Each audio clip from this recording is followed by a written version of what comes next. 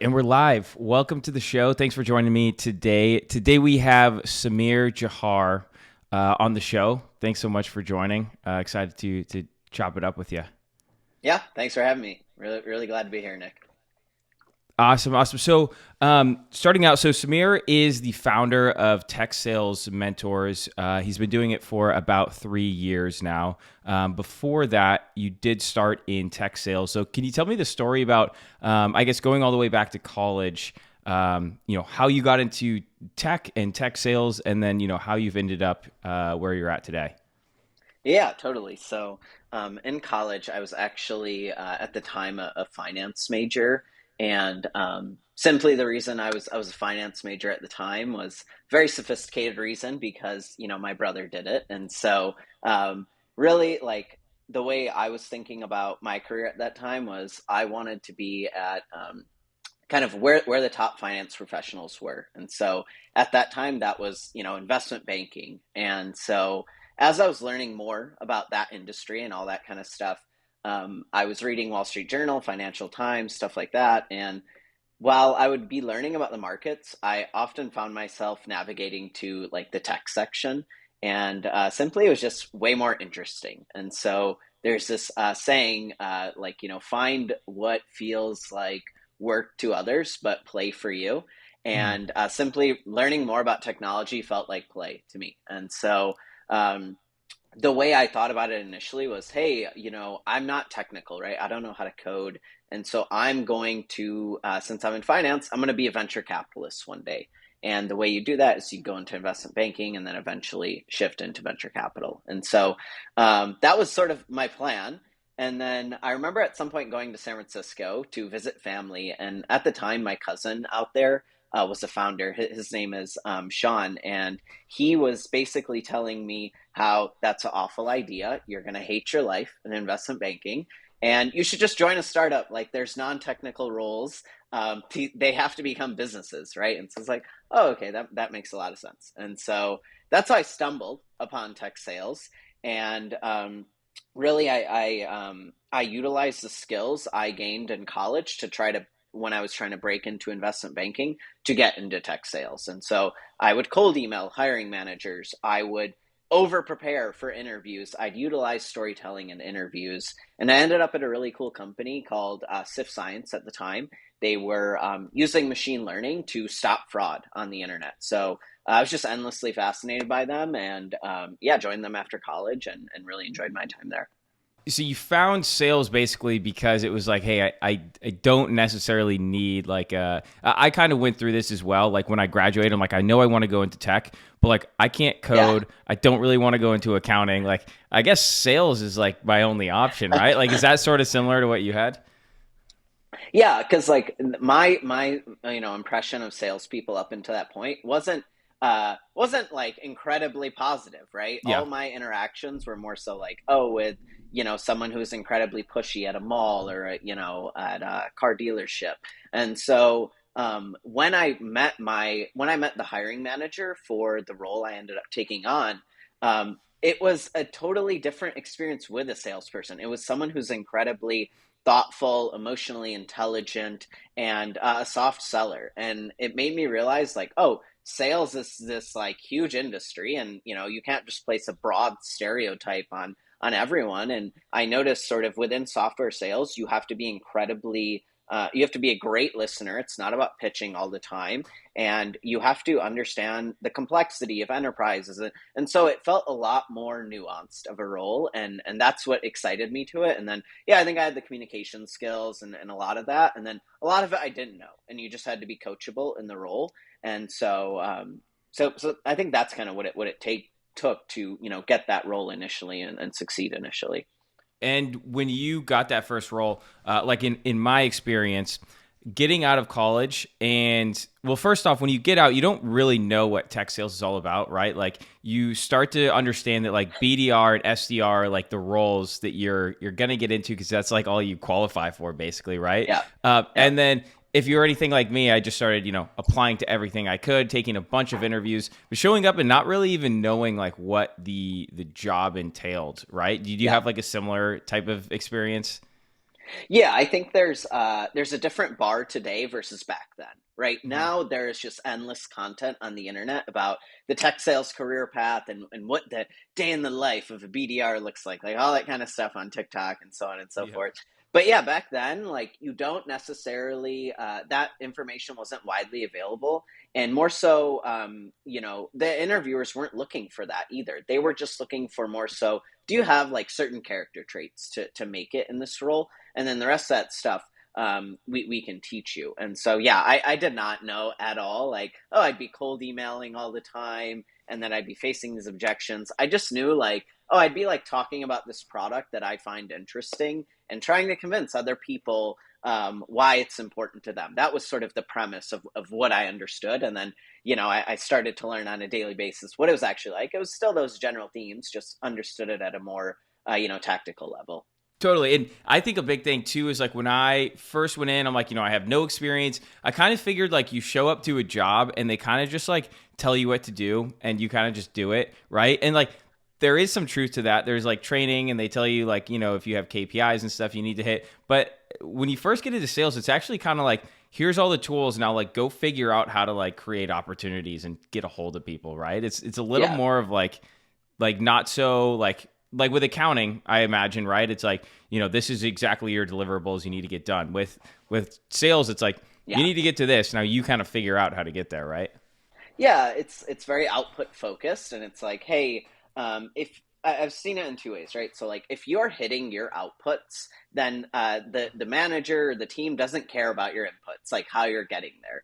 But I think when you aren't hitting your outputs and you're not hitting your quota, so on and so forth, that's when then they're going to dig in, and the average manager is just going to often say higher volume, while a more someone who really understands the role better, a manager who's been in the trenches before, understands that, oh, maybe there's something wrong with your actual skill set, the actual targets you're approaching, or sorry, the prospects you're targeting, the type of messaging you're using. And so I remember in my first week, at the end of the week, right, we'd like report on our metrics as a team. And so we'd sit down in the meeting and we'd say, hey, here's our reply rate, here's the number of meetings we booked, so on and so forth.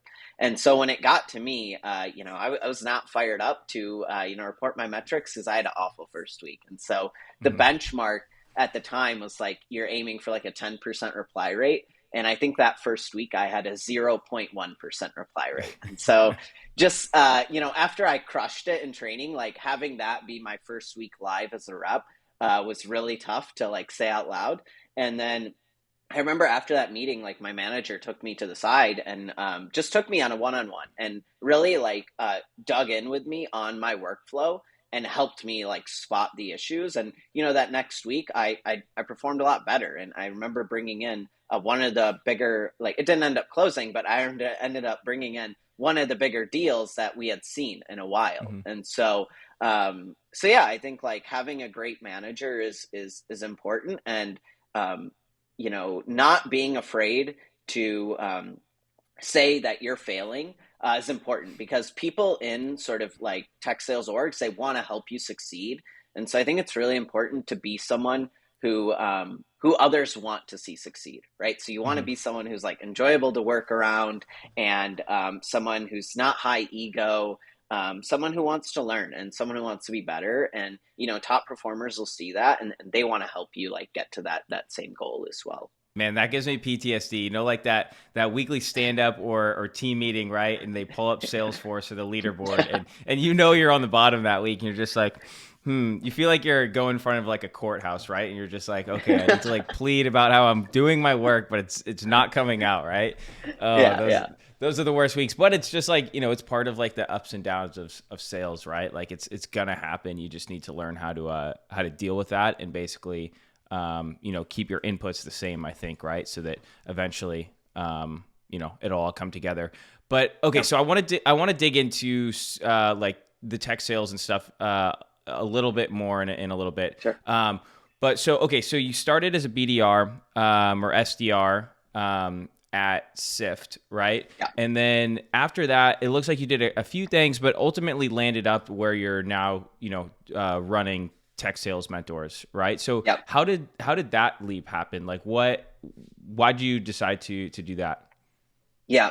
So I think ultimately, like when I was in the SDR role, the first 6 to 9 months were filled with lots of learning and excitement and just like, wow, I'm so excited to be in this industry and working for a startup and learning so much and being in rooms I shouldn't be in and learning from really smart people. And then the next 6 to 9 months as a SDR, I think I and many others face this where you're just like, wow, this role is incredibly tedious and I need to figure out what's next. And so um, what you see around everyone around you is you become an account executive, right? And so I was just like, I was trying to do whatever it took to be an account executive. At the time in my org, our basically like it wasn't the timing wasn't right. Like my performance was good, but it's not just about you. It's about what sales leaders will say. What's the business need? And really, Mm-hmm. that means is, hey, do we have enough pipeline? Our SDRs producing enough pipeline for our account executive team to take on another account executive, right? If the account executives don't have enough pipeline to work, then it doesn't make sense to add another account executive to the equation. And so I was banging my head against the wall trying to figure out when this promotion would happen at this company. And I think at some point, what had happened was I started to look elsewhere outside of my organization and other areas in tech that I could work in because I actually ended up realizing that like, hey, I didn't get into tech sales to go down this like career path of tech sales. I got into tech sales because I was fascinated by technology and ultimately I wanted to become a founder one day. And Mm-hmm. so what ended up happening is I ended up meeting this guy named Suleiman Ali. And at the time, he was starting, I believe, his third startup. And the previous two, he had ended up selling for really large amounts. And for me, I view it as a chance for mentorship, for a chance for me to learn from this person on a day to day basis as his employee number one and learn how to become a great founder.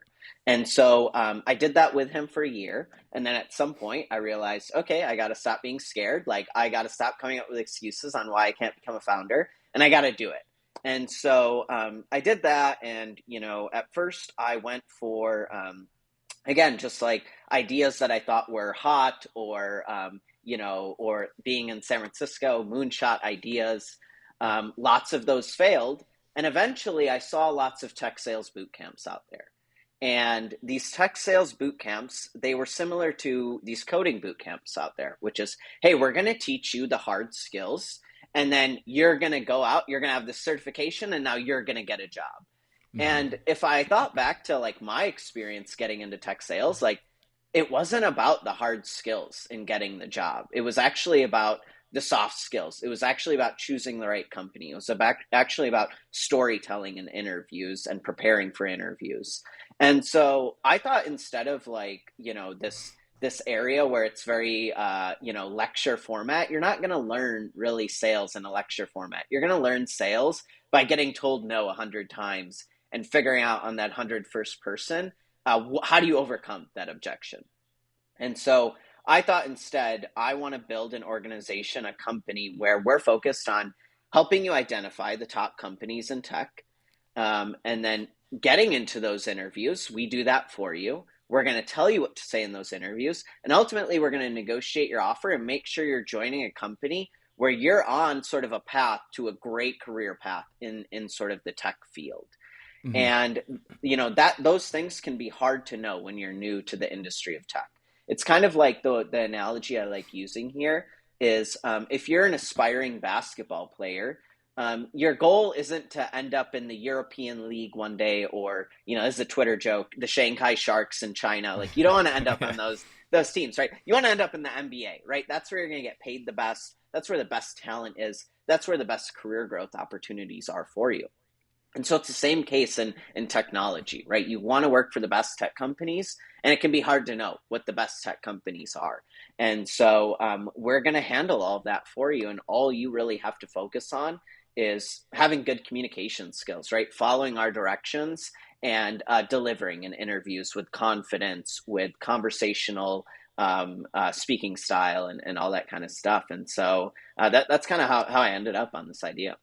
Yeah, that the idea on choosing the right company I think is huge, right? And at least when I got into tech sales, I was kind of in the boat of like whatever company will take me, like, and they're a Yeah, technology company, like, sure. sounds awesome to me. Like they're gonna pay me and they're a cool tech company. And also, when you go interview with every single company, they'll all tell you of why they're gonna democratize whatever, or how they're gonna change the world, right? Or how, they just got an investment and they're gonna be the next big thing, right? But Yeah, now, being in the tech industry for 8 years now or whatnot, I can see through all of that. Like I have my yeah, own opinion on what's gonna go. And I think it's huge because when you first get in, you have no idea. You're like, oh, they're a technology company and their website looks sick and they have to be awesome, right? Uh, yeah, yeah, yeah. what's like, I mean, so how do you identify like, really good company? I mean, there's obviously an element of just like doing your research and like having a belief in them, right? But when you're Yeah. advising other people on like, what companies they should be going after or trying to get into, what's like your typical advice for that? Yeah, yeah. And what I'll say is like I do want to be transparent as well. Like I'm not saying I'm the next great like startup picker who's gonna Yeah. pick, the next Facebook, the next Uber, so on and so forth.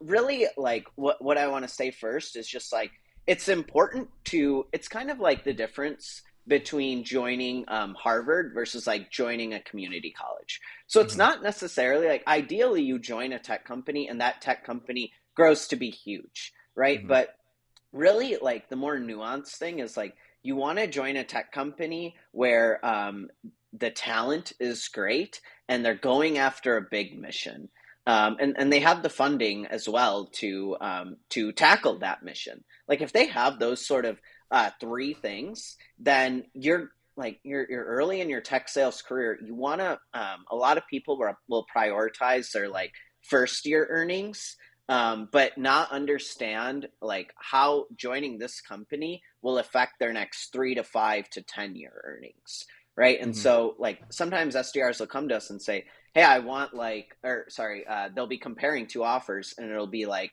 a 75K OTE offer versus a 70K OTE offer. And Hmm. that 5K difference is like a huge difference in their mind. Really, if you think about it, post tax, that's about $300 a month.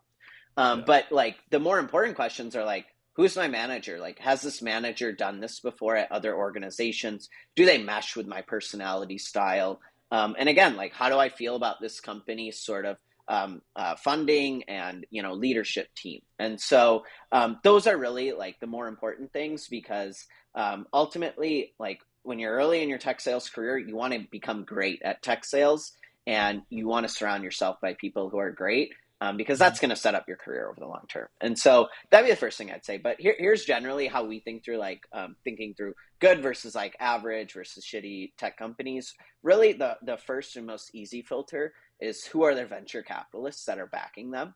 And so often if you look at these venture capitalists, they will put on their website their portfolio of companies they've invested in.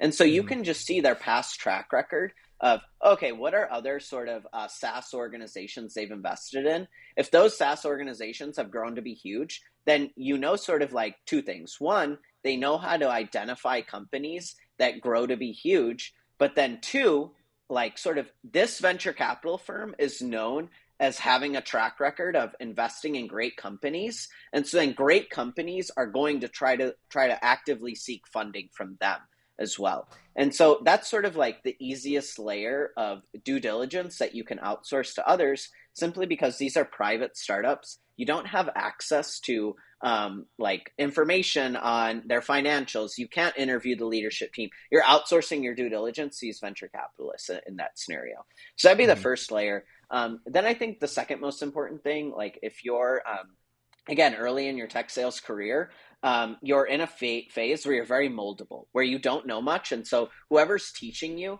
is going to be the person that informs the way you work, the frameworks you place in your mind. And so again, really like you through the interview process, if you think this manager, if you think your peers are just like rock stars, you feel like the dumbest person in the room, then join that room. You don't want to join the company where you feel like the smartest person there.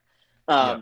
And then the last thing, a little bit more on the tactical end, there are things you can do to see like, hey, how can I perform in this sales org? And so you can utilize tools like RepView to understand data on how the sales team is performing. But one of the more manual approaches you can take is you can reach out to reps who used to be at this company who recently left and really dig into the reasons that they left, right? You're a salesperson, you got to ask good questions. And so you want to dig into the reasons why they left. If it's more so, oh, just another great opportunity, or if something was wrong at that company.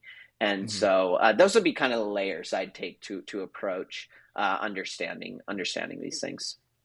Yeah, totally. I think that last one's huge. Even asking sales reps that are currently at the team, because in my Yeah, experience, asking the hiring manager or the sales manager like the average quota attainment on the team is always going to be a different answer than like a sales rep will tell you there, right? Because yeah, yeah, the sales manager is going to be like, oh yeah, it's like 80% because they're trying to sell you on the OTE and how everybody's hitting it, right? Usually yeah, that's not exactly the case.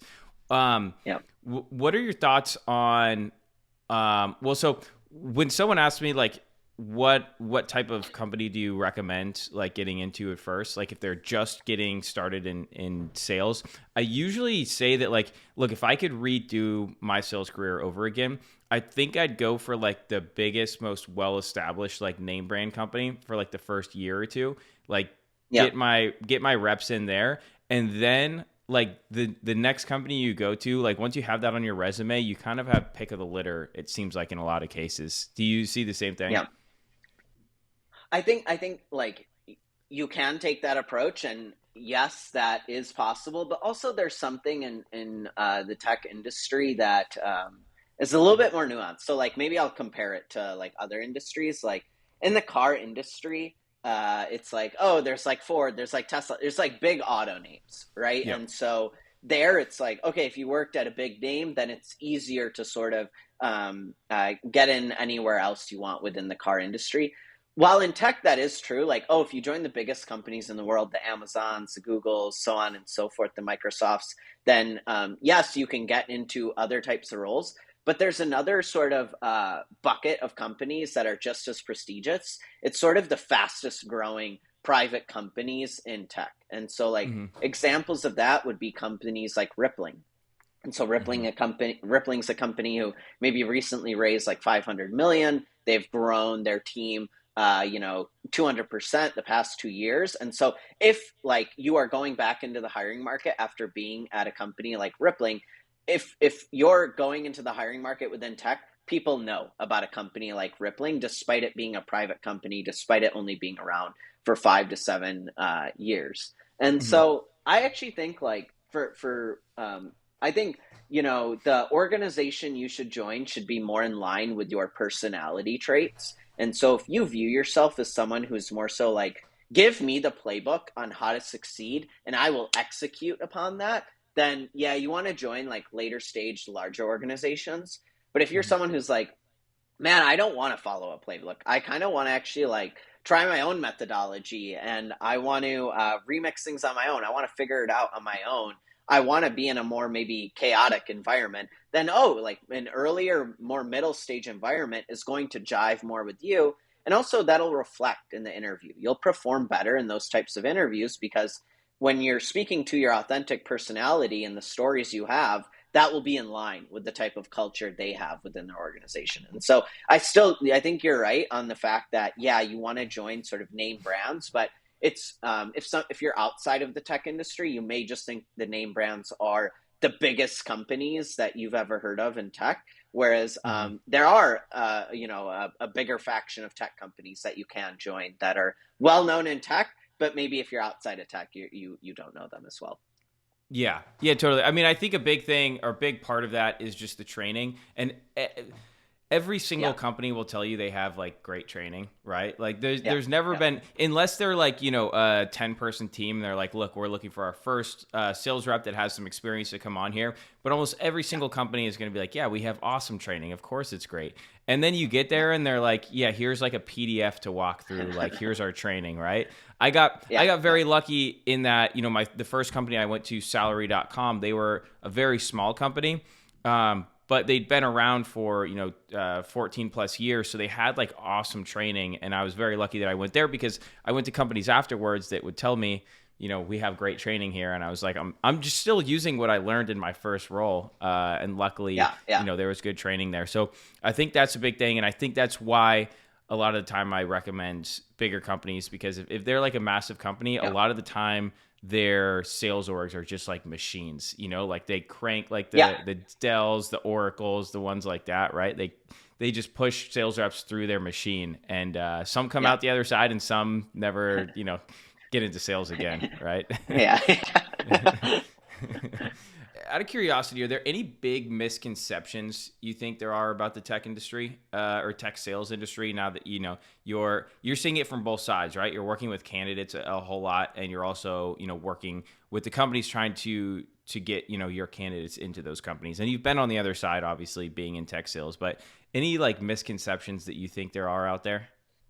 Yeah, yeah, totally. We can maybe talk through like three of them. And Mm-hmm. so the first one is sort of what I think this is a function of TikTok is Yeah. lots of people will see people in tech sales on TikTok doing a day in the life or whatever, and they get a very poor misconception of what the day to day is. And so maybe they'll see this person in tech sales is on a beach or in the water and Mm-hmm. working remote and enjoying their life. And what I'll say is that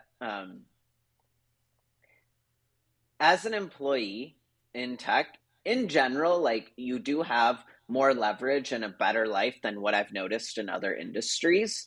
But it doesn't mean it's all sort of like rose petals and sunshines, right? And so, like, you still have to, work, depending on the week, right? 30, 40, 50, 60 hour work weeks. It's dependent upon, your workload.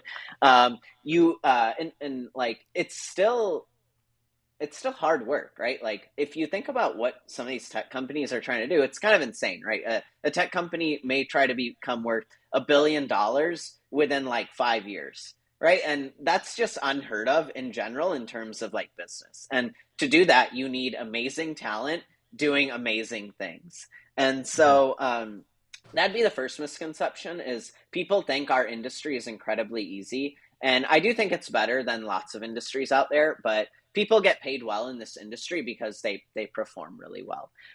So that'd be the first thing is just like, yeah, you can work remote, all these sorts of things, but like at the end of the day, it's still a job. Like it still can be high stress and all that kind of stuff.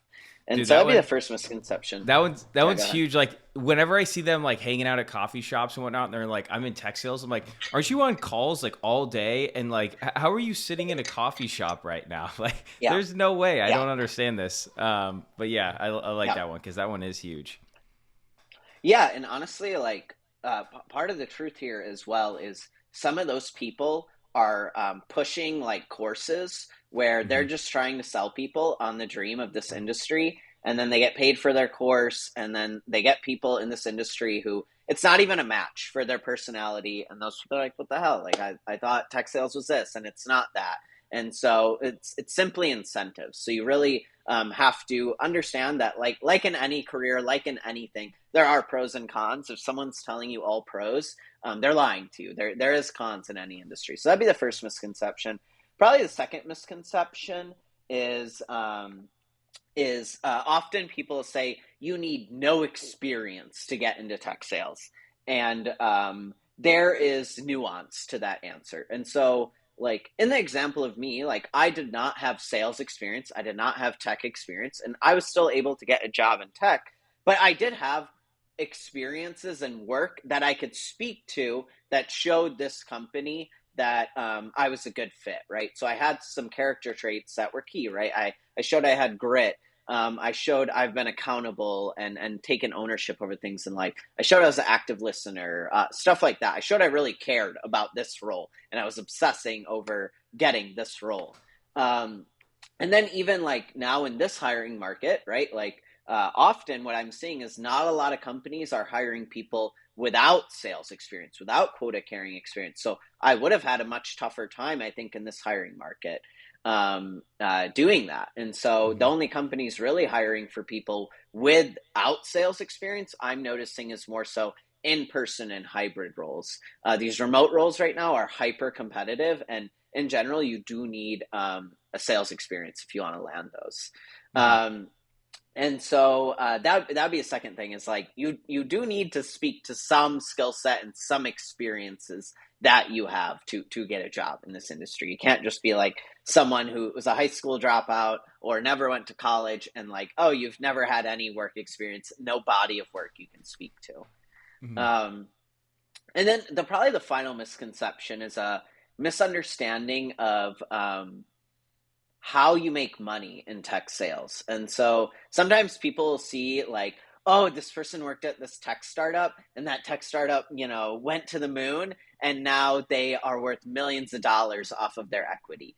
And so in tech sales, generally speaking, you are not heavily compensated based on equity and long-term sort of options. You're heavily compensated on cash compensation, right? Hitting quarterly quotas and helping drive revenue for the business. And so the way you make money in tech sales, generally speaking, is crushing your quota and getting paid cash. And so you can still make a lot of money. Often, when you look at sort of a SaaS company, who the top earner is every year, the top few earners every year, is someone who's like on the enterprise sales side, the enterprise account executive or something like that. Mhm. But really, like equity doesn't play as big of a part for tech salespeople until you're a sales director, head of sales, stuff like that. That's when it becomes a much more meaningful percentage of your compensation, because in those roles, you are thinking much more long term. You are thinking about building a team. You're thinking about putting in systems and processes that scale over the next few years for the organization. We actually did a piece. We partnered or basically reached out to RepView and we said like, "Hey, is it common for, the average sales rep to make more than a sales manager, right?" And the real answer to Yeah. that is no, it's not, but in most cases the top earner is going to be a sales rep rather than a sales manager. So like the top 1% of Yeah. sales reps are going to make more than a Yeah. sales manager. But what they don't talk about a lot is like sales managers are often comped with more equity than like a sales rep is. So at the end of the day, that could be worth nothing or it could be worth a whole lot, right? So sales Yeah. managers do have that equity piece. They usually don't have as big of a potential to earn, commissions and things like that in year Yeah. to year.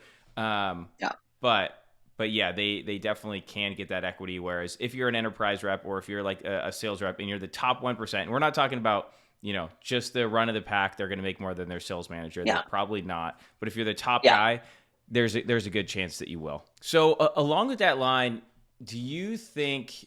I think I know your answer to this, but I'm going to ask it anyway.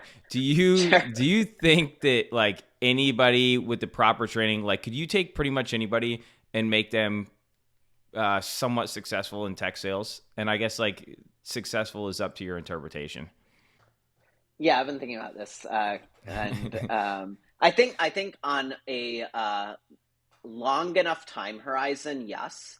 And Hmm. so there's like layers to this question. And so first, like tech sales is like there's lots of roles within tech sales, right? Hmm. And so like, oh, an account executive, right? You can sell high stress role where large majority of your income is based on you closing deals, right? That's for a lot of people. Some other people are solutions engineers where they're highly technical. Think of them as a co-pilot to an account executive, right? Where they're answering those technical questions, being more sort of customer friendly and not as not like the account executive where they have to ask some hard questions and deal with getting this customer to sign a contract. It's more so helping that potential lead, that potential prospect succeed in using your product. There's sales Hmm. managers where it's like, oh, I'm not on the front lines. Instead, I'm empowering reps to be the best version of themselves. And so lots of candidates will come to us.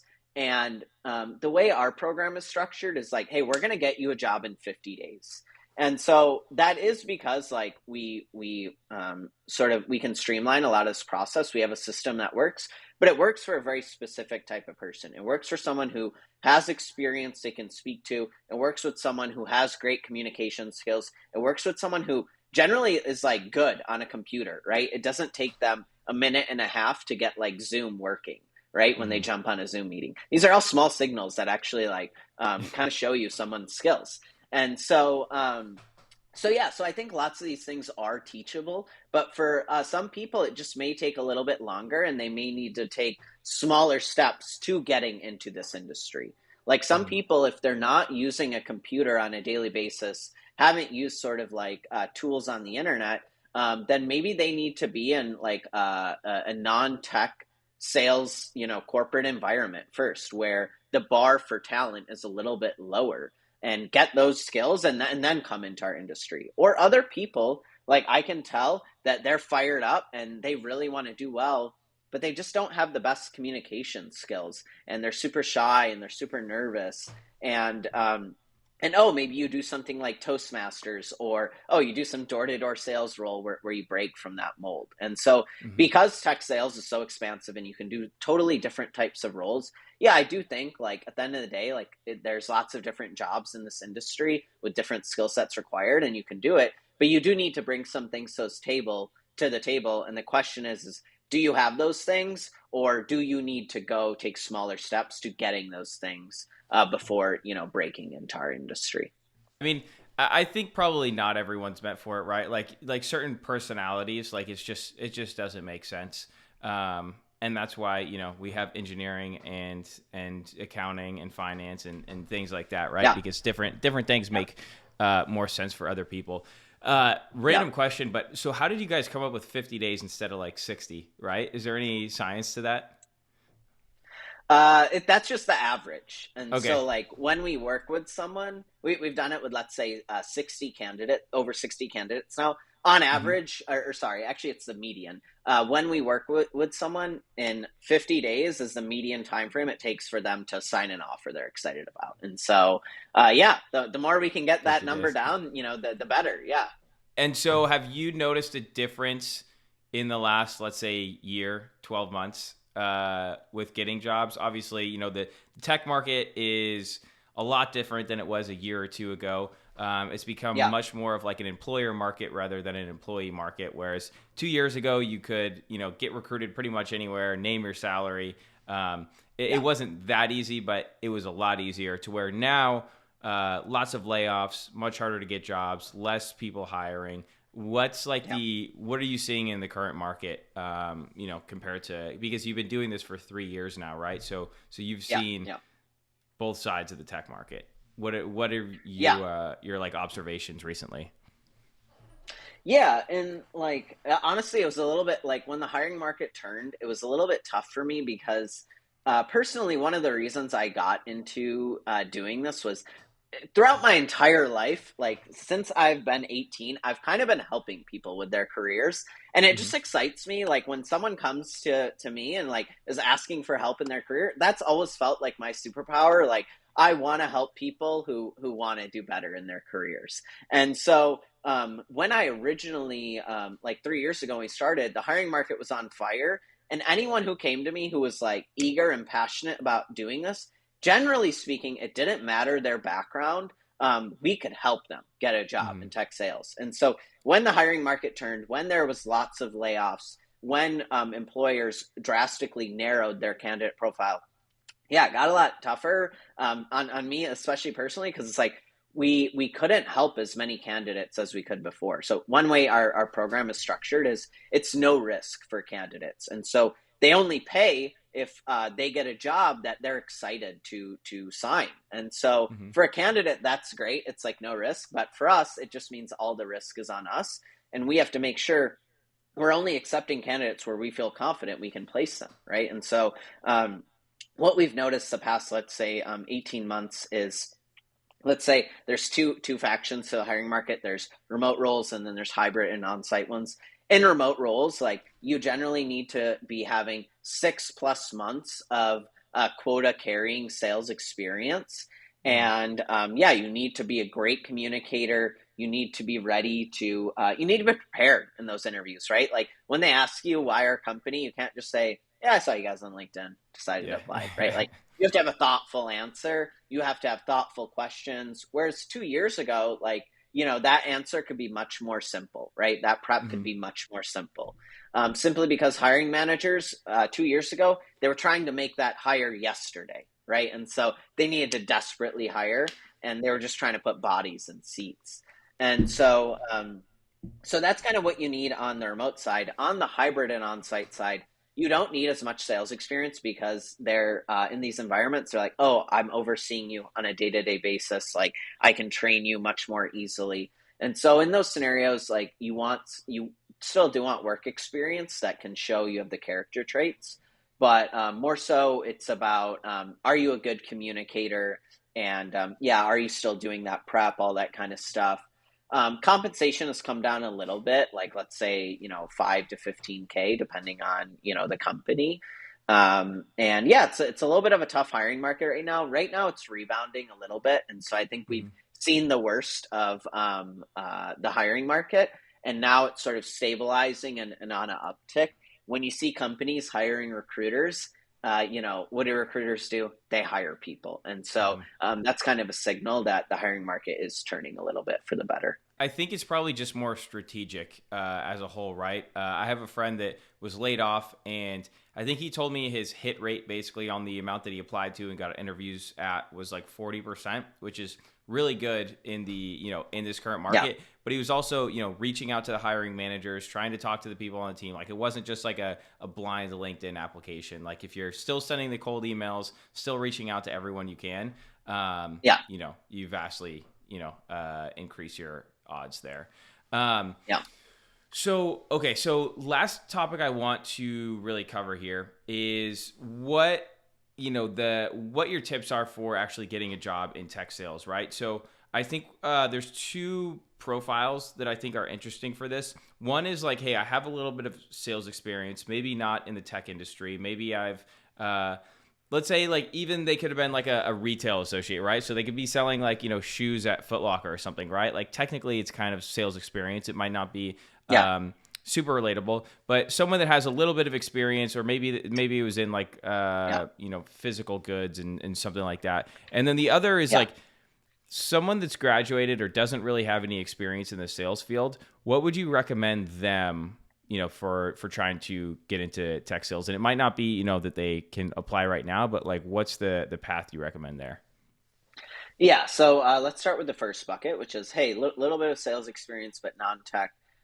Really, I think there's sort of three three main sort of milestones within the interviewing process, right? To Hmm. get to an offer. And so the first is actually like how do you get into interviews and all that kind of stuff. And so you want to utilize LinkedIn and LinkedIn jobs and look for sales development representative, business development representative roles. And so when you do that, don't ever hit the apply button. Like that is generally speaking a waste of time, right? And so like you mentioned with your friend, um, you want to find the hiring manager, right? That's the SDR manager, that's the BDR manager. They're on LinkedIn, they're on that company page.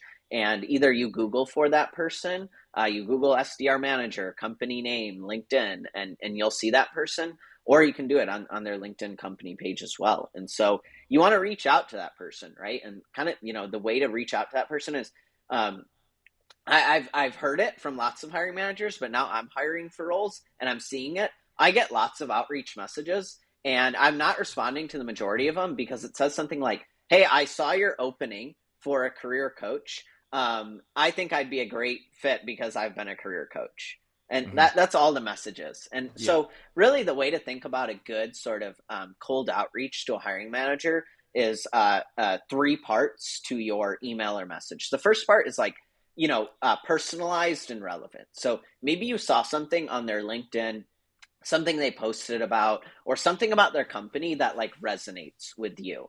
And so an example of that would be, let's say you saw on a hiring manager's profile, they recently talked about a candidate that they brought onto their company, a SDR who joined their company, and they're congratulating them for making it through the process and joining their company. It could be something like, hey, Jack, really love to see you calling out John joining your team. It's awesome to see you celebrating, reps joining your team. And I noticed you're hiring for that role, and I'd love to be that next person on the team. So it could be something simple like that, or it could be something more like maybe you see in their LinkedIn experience how they've performed before, right? And so they say, oh, I've hit 220% of my quota on my last role, or oh, I was in President's Club. Maybe that resonates with you because you're a top performer too, and you want to work with top performers. And so it could be something about that. And so that's the first paragraph. And then that's how you hook their attention, right? Second paragraph then is like, how do you then sell them on you, right? Why are you reaching out? Why should they pay attention to you? You want to have 1 to 2 sentences on your performance as a sales rep, right? You were sort of employee of the month, or you were in the top 5% of sales reps on your team, or in the country, or whatever it may have been. How do you get them to think, oh, I need to hire this person because they've had success? And then the last part is just a call to action, right? You're reaching out for a certain reason. You're reaching out because you want to get in an interview. So you ask for that interview. You say, I'd love to interview for your open SDR role. Do you have time this week, or something like that, right? And so that'd be the first thing, is you want to send emails like that, messages like that. You want to follow up, right? You want to send a second email where quick follow up, bump it to their inbox and stuff like that. And so you want to have a cadence of outreach. Mm-hmm. So that's how you get into interviews, right? You want to send lots of those, let's say 10 to 20 a week. Maybe you'll get into 2 to 4 to 5 interviews from that. Now you're in interviews, and it's about having stories down that show, hey, like, how have you performed in your sales roles? What's been your workflow in sales roles? What have been some key lessons you've learned in sales roles? And why do you want to get into this career path? Are you thoughtful about, why you're entering tech sales, where you want your career to go? And so you want these stories ready, because not every interview is going to be the same. They're going to ask you different versions of the same question. And you want to have sort of all of these sort of potential stories ready to talk about. You want to be a good communicator, so you want to practice saying these things out loud to, your friend, to your mirror, whatever it may be. And then it comes offer time. And really, it could be useful for you to seek mentors within the industry. And so you should try to find people who are in roles that you want, and just ask them, hey, I'm entering this career path. I saw we share X thing in similarity. Oh, we both grew up in the same town. We both went to the same college. Oh, we both like baseball. Would love to just learn more about like the career you're building and stuff like that. And so if you seek mentorship, then you have someone in the industry who you can bounce these ideas off of and get their thoughts on potential offers you're getting, or negotiating your offers, or whatever it may be. So that's someone with sales experience. Mm-hmm. Without sales experience, recent college grad or whatever, take a similar approach to that, but the type of roles you want to take on are different. So you want to go for hybrid or on-site roles in tech hubs, right? Tech hubs are like San Francisco, Austin, and New York City. That's where you're going to find the biggest collection of tech sales jobs. And then sort of tier 2 markets where the pay is slightly lower, there's slightly less tech sales jobs. That's in Atlanta, that's a Chicago, that's a Denver, that's a Salt Lake City, maybe a Seattle as well. And so take the same approach, but you're going for more in-person and hybrid roles. You'll actually find there's less competition for those roles, so it's easier to get into those interviews. And often the companies are actually some of the top tier companies in the world. So if you were to look up companies like Navan, Rippling, Miro, these are all top tech companies recruiting for hybrid and on-site roles. And there's not a lot of people who are applying for those roles. So that's a really good opportunity for you. If you're someone who's prioritizing your career, you should definitely be moving to those cities and taking on those roles, because that's a very unique opportunity for you, while everyone else, goes for the remote roles right now. Yeah. Yeah, that's great advice. And I really like the advice on having stories, because that's a huge part of interviewing, right? Is like, tell me about a time where you had to overcome, an obstacle, or tell me about a time this, right? And actually, if you have like 3 to 5 stories, like good stories about a time you did something or was successful about something or turned something around, you can actually use those for so many different questions, right? So like, tell me about a time that, you overcame adversity or something, right? That could be your same exact story that you use for something that's like, tell me about a time where, you had to influence someone, right? Like you could kind of use all Yeah. those stories in mix match, but it's important to like have Yeah. those ready to go, because the worst thing ever, and it happens to everyone, is when you're put on the spot and they say, tell me about a time this. And it's like, let me think. And then you end up like kind of coming up with like a shitty story that like, you make up half of it Yeah. because you don't even really remember something. So, yeah, Yeah. that's great advice there. I like that a lot. And then, yeah, I think that you're 100% right about like there's a lot less competition in on-site companies right now, right? Because everybody wants to be remote. Everyone wants to, live that remote lifestyle. Yeah. But if you're willing to go into the office, right, you're competing with less people. And early on in your career, you should be going into the office. Like I even missed going Yeah. into an office, right? And like Yeah. if I didn't go into the office for like my first 2 years of my sales career, it would have completely changed like, the trajectory or basically my entire career, right? Because I made so many Yeah. connections, so many friends there, learned so much just from like being in the room, having to take a cold call in the middle of an office when everyone's listening to you. It puts you under pressure, but Yeah. like you need to learn Yeah. that stuff, right? Yeah, like if you are, again, if you're prioritizing your career, really what that means is you need to sacrifice some things. Hmm. And honestly, in my mind, I didn't view it as a sacrifice. Like when I moved to San Francisco to work for Stiff, I was so excited because it's like, wow, I'm going to be in sort of the tech capital of the world. I'm going to be surrounded by people that are way smarter than me every single day. Like this is a chance to learn. And so maybe like what I sacrificed was I actually remember I was in a finance role the previous year, like doing an internship. And this guy like heard I was going to move to San Francisco to work in tech. And he's like, oh, like you're going to get paid or whatever. Your quality of life is going to be so much worse and all these sorts of things. And like, honestly, it, I get what he's saying. Like I didn't save as much over the short term, but Hmm. I drastically increased sort of my long-term earning potential by being within this industry and making these connections and getting this type of experience. And so, yeah, you can't think of your if you're building like a career, you got to stop thinking about like just getting your next job and think about like building a career. You need to think on longer time frames than like just 1 year, right? And Hmm. so, one example is like Jeff Bezos, like when he started Amazon, he left, I think, right, he was getting paid like upwards of 300K in the hedge fund industry. I think And he total was going to comp go was do gonna. this.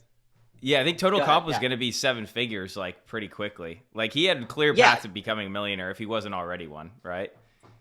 Yeah. And like, that's insane to give that up for like this, bet in this new industry. And now if you think about like for yourself, like, now tech is way more progressed than that. It's not even that clear. It's not a risk at all. Like, and so there's this other guy, Peter Thiel, he has this great quote where it's like, I don't know the exact quote, but basically what he's saying is lots of people think of their career in terms of limiting downside risk. So, oh, I'm going to be a lawyer because I know, oh, I'm going to at least get paid X amount, right? But too many talented people think about limiting downside risk rather than, by also taking that path, you're sort of capping your upside potential. And more talented people need to think about how do I, remove that limit, that cap on my upside potential, right? Sales reps look for, OTE roles where they have uncapped commissions, right? Where they aren't capped at a certain amount based on how they're hitting their quota. They need to think about their same way in their careers. They need to think about going after opportunities where there's uncapped potential, uncapped upside into their careers. And if they're talented, then they're going to go really, really far in their careers. Awesome. I like that a lot. I think we should wrap on that. That was good stuff. Cool, Awesome. So cool, cool. anything else you want to leave us with? Anything you want to plug here? Yeah, totally.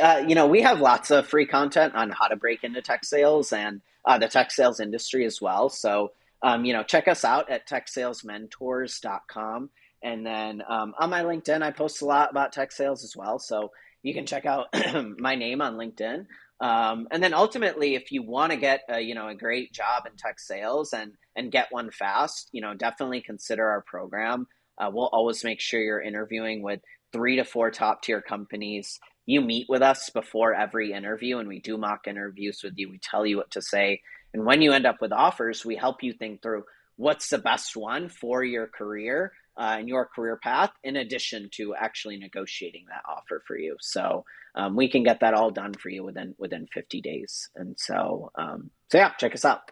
Awesome. Yep. TechSalesMentors.com. So thanks for joining me here today, Sameer. And yeah, we'll catch this on the follow-up. And yeah, thanks for joining.